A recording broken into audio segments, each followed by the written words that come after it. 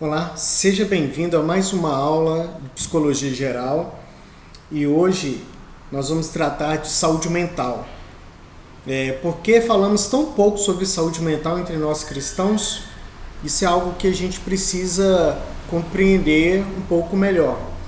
E na aula de hoje nós vamos estar trabalhando essas questões sobre a saúde mental de um cristão e das pessoas como um todo. E a gente vai estar falando de cristãos, falando um pouco de como isso acontece no âmbito religioso, porque, querendo ou não, nós estamos trabalhando essa questão. E por que nós falamos tão pouco de saúde mental? E antes da gente falar sobre, obviamente, o que é uma saúde mental, vamos tratar um pouco do que é a saúde mental. E antes de mais nada, eu já quero pedir compreensão dos alunos que eu vou ficar olhando para o lado aqui, porque eu vou estar olhando para o slide, para o notebook aqui, para a gente poder ter uma melhor interação aqui e eu poder explicar melhor a aula para vocês. Enfim, o que é saúde mental? De acordo com a OMS, é um estado de bem-estar no qual o indivíduo é capaz de usar suas próprias habilidades, recuperar-se do estresse rotineiro, ser produtivo e contribuir com a comunidade. É a forma como nós vivemos que vai dizer se nós estamos tendo saúde mental ou não. Porque quando nós estamos aqui falando de um bem-estar, no qual nós somos capazes de usar as nossas próprias habilidades, nós estamos falando de algo que nós podemos fazer. Por exemplo, eu tive um dia cansativo e eu sei que ao chegar em casa, com alguns rituais, vamos dizer, cotidianos, eu vou conseguir me recuperar e estar pronto para a batalha no outro dia. Quer dizer que eu tenho saúde mental. O dia foi cansativo, eu fui estressado pelo meu chefe, fui estressado pela esposa ou pelo esposo ao sair de casa, ao chegar de casa. Eu passei por várias situações agradáveis durante o dia, mas ao chegar em casa, depois de rituais, seja eles quais forem, tomar banho, assistir uma televisão, descansar, fechar os olhos, ler um livro, correr, se divertir de alguma forma, seja qual for o que você faz, você se recupera desse estresse rotineiro e você consegue contribuir com a sua atividade na comunidade. Então, saúde mental é isso. Não é ausência de problemas, é condições de enfrentá-los. Ok? E isso é uma coisa que nós precisamos ter muito em mente. E por que nós, cristãos, falamos tão pouco sobre saúde mental? E a gente poderia estar trabalhando aí alguns motivos para isso. Porque nós falamos tão pouco sobre saúde mental. E eu queria estar falando aqui sobre o primeiro deles, que é a questão do preconceito. Falamos pouco sobre saúde mental porque temos algum tipo de preconceito. E quando eu estou falando nós temos, eu estou me referindo à igreja como um todo. Não estou exemplificando ou falando de você especificamente, ou de mim, ou de nós dois, ou da turma. Estou falando daquilo que cabe a nós como igreja. Num contexto amplo e geral, nós temos preconceitos com relação à questão da saúde mental. Falar aqui em psicólogo, falar aqui em psiquiatra, geralmente, antigamente, ainda hoje, era coisa de doido, gente que não estava bem da cabeça. Então há um preconceito com relação a isso. E esse preconceito se agrava ainda mais no meio religioso cristão, porque nós temos guetos cristãos. Isso é tanto do lado mais tradicional quanto do lado mais pentecostal. Existem guetos, existem problemas que temos com relação a isso. Quais são esses preconceitos? Há correntes teológicas que ou demonizam ou tratam tudo como pecado.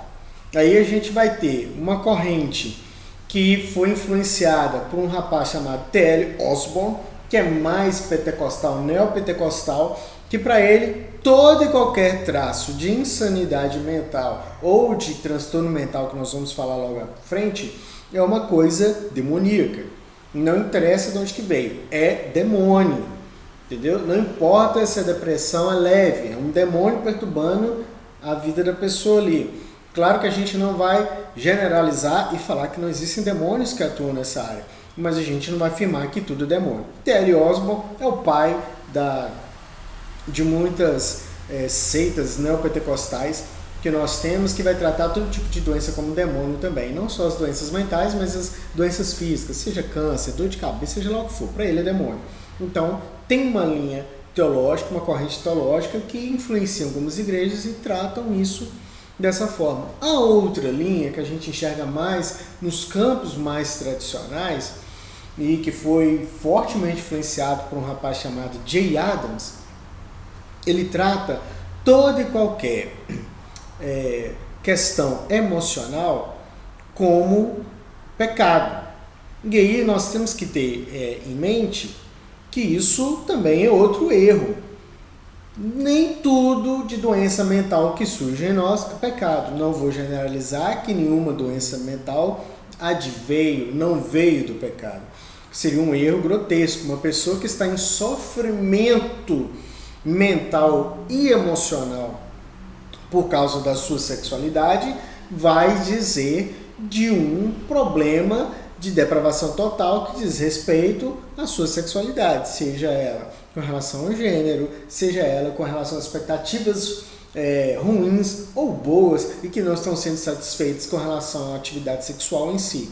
Então, nem tudo é pecado, mas também não podemos generalizar falando que nada é pecado. Nem tudo é demônio e não podemos generalizar falando que nada é demônio. Nós precisamos compreender isso. E quanto que não é pecado e quanto que não é demônio? Claro, vai depender da sua expertise, vai depender do seu contato com a pessoa, vai depender do seu trabalho com ela. Não é uma coisa que você vai, o primeiro atendimento vai adivinhar isso. E vocês precisam ter essa compreensão, porque no dia a dia vocês vão atender muitas pessoas com sofrimento emocional e mental na igreja. E precisam estar atentos a essas coisas. Então, primeira delas, falamos pouco sobre saúde mental na igreja, porque há preconceito. E aí a gente precisa fazer a diferença entre falar pouco sobre a importância da saúde mental e usar muito psicologia e autoajuda no culto. São coisas estritamente diferentes. Falar de saúde mental é falar que esses problemas existem, como um câncer, como uma dor de cabeça, como um braço quebrado, como uma doença no rim, no fígado, e que essas coisas precisam ser tratadas, do que falar que tudo vai ficar bom, que tudo vai se resolver se você fizer X, Y, Z. Não, são coisas diferentes, ok? Não vamos confundir falar sobre saúde mental e chamar coach para pregar na igreja, que são coisas totalmente diferentes. Um outro problema que cristãos falam um pouco sobre saúde mental é a questão do desconhecido, como nós estamos vendo aí no slide. O próprio desconhecimento sobre o assunto e as fontes populares nada confiáveis podem ser as razões desse desconhecido. O que é desconhecimento sobre o assunto? Quantos cristãos sabem que existe psicologia, sabem que existe uma psicologia que pode ser abrangida por uma visão cristã, sabe que existe uma antropologia, sabe que existe uma antropologia que pode ser revestida de uma cosmovisão cristã? Quantos que entendem isso? Quantos que sabem, entendem, compreendem, praticam? Então, o desconhecido é algo que tem trabalhado e influenciado muito no nosso dia a dia e impede da gente falar sobre saúde mental na igreja como um todo, seja no púlpito, escola bíblica, em pequenos grupos, seja como for. A outra questão é o medo. Tocar um assunto que pode ser um campo minado e não ser compreendido. Quantos aqui eu já tive experiência de falar sobre saúde mental em determinado local e não ser compreendido, porque há medo das pessoas em se abrirem para esse tipo de assunto. Então, é importante nós termos em mente que determinadas coisas nós precisamos quebrar na nossa comunidade para que a nossa comunidade cresça. em conhecimento e a graça do Senhor. E a outra questão é a vulnerabilidade. Confessar uma condição de fraqueza é algo terrível para quem acha que a única fraqueza, para seja qual for o tipo de cristão que ele é, seja líder, pastor, diácono, presbítero, é não conseguir ser um super crente, um super pastor, um super diácono, um super homem. Essa vulnerabilidade ela é perigosíssima no meio dos cristãos. Nós somos cristãos e estamos sujeitos a sofrer as mesmas coisas que não cristãos. Eu costumo dizer que na nossa vida, o que nos diferencia do que somos em relação aos cristãos é o resultado final. Quando morrermos, estaremos com Cristo. Eles, provavelmente, se não aceitarem Jesus no meio do caminho, não estarão com Cristo na perdição eterna. Então, nós precisamos compreender estas coisas.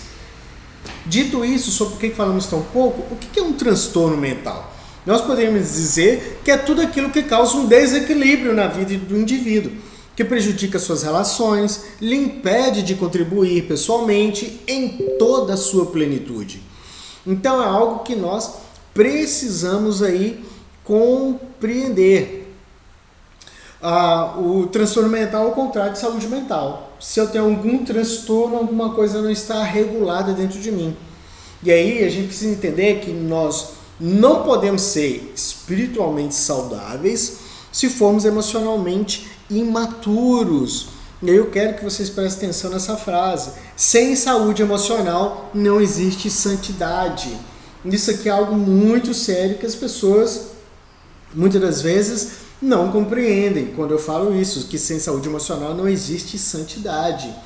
Pense em alguém que tem algum transtorno mental, seja ele qual for, uma ansiedade ou uma fobia qualquer, ou até mesmo, a gente falando de forma bem da área da TCC, um pensamento automático de desvalorização.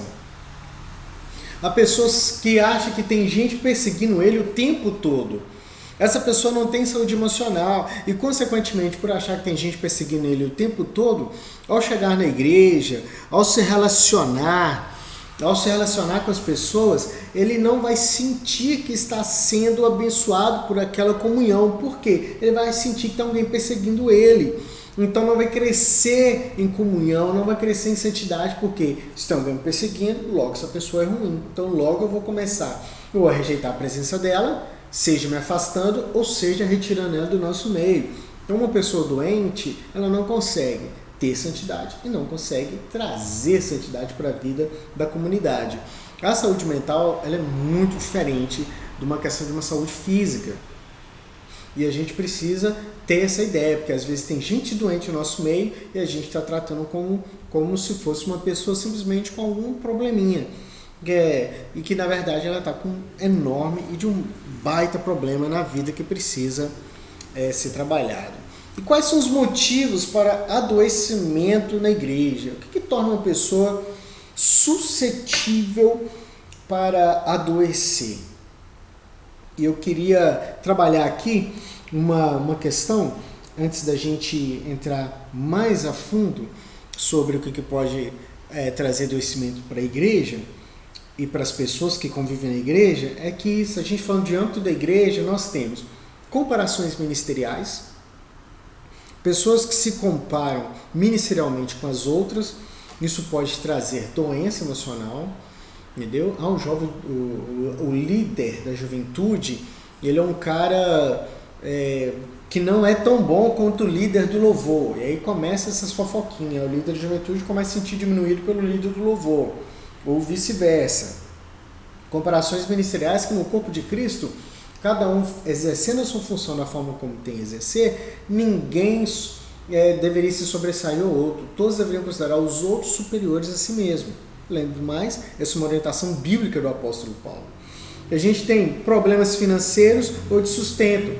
Muitas das vezes problemas financeiros trazem adoecimento para a vida da gente. E aí, quando nós somos interpelados por algum membro da igreja para ajudarmos em alguma campanha, pode ser que a gente diga não e a pessoa ache que a pessoa pode estar querendo ser sovina, né, para a gente usar uma expressão bem antiga aí, mas na verdade ele não está tendo condições e às vezes aparenta uma vida que tem, e isso traz sofrimento emocional. E a gente tem membros doentes emocionalmente, que podem trazer transtornos para a vida da igreja. E a gente também tem pessoas que acaba tendo sonho ministerial, ou seja, o sonho espiritual frustrado. A gente que tentou ser pastor e não conseguiu, aí fica frustrando o ministério pastoral do pastor vigente. A gente que acha que não tem mais tempo para ser missionário e fica frustrando os propósitos missionários da igreja e das outras vamos dizer assim, organizações missionárias da igreja e por aí vai. E a gente precisa ter uma ideia de como que essas coisas podem nos tornar suscetíveis a adoecermos. E um dos motivos que a gente poderia estar pensando aqui também é o que a gente vê, o que nós chamamos de alguns mandamentos doentios e que podem trazer transtorno para a vida da igreja como um todo. O primeiro o que importa é o que você faz, não quem é. Então é um outro problema, tipo assim, eu faço e aconteço dentro da igreja, eu faço chover se for o caso, mas o caráter não está trabalhado. Às vezes é uma pessoa que fala mal da outra, às vezes é uma pessoa que está com raiva de uma outra pessoa, e a gente esquece que esse tipo de coisa não é o que Cristo pediu de nós. Quando nós olhamos para a atitude de Cristo Jesus, ele sempre fala para a gente olhar para o nosso coração. Por que o nosso coração está fazendo? É porque nós estamos fazendo por um egoísmo, alguma atitude errada, ou porque há sinceridade no coração. Jesus sempre aponta para essas questões, então é importante a gente ter isso em mente também. E isso é um mandamento doentio, não importa o que você faz, e sim, na verdade, o mandamento é o seguinte: o importante é o que você faz, não quem você é. Isso é mentira. A verdade o importante é quem você é. O que você faz revela pouco de quem você é, mas é importante você fazer. Mas o mais importante é ser por dentro aquilo que Deus quer que nós venhamos ser.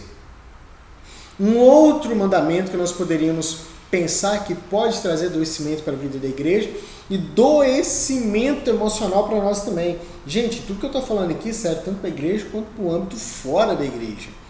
Então é importante nós termos isso em mente.